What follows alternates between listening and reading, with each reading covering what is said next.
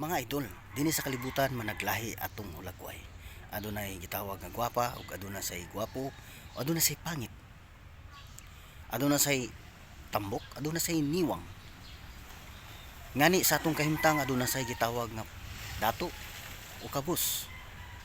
Ug aduna say gitawag nato sa atong height, taas, umubo.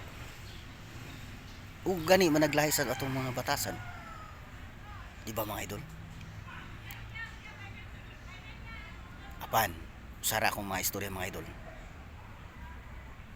Remember, tomorrow is another day. Kini sa Eros Kaldo Vlog nga magaingon, uban na ang Ginoo sa imong desisyon aron dadon po kanya ngadto sa maayong destinasyon. See your best and do your best wherever you are. God bless and more and more. Many more power. Bye mga idol, good morning.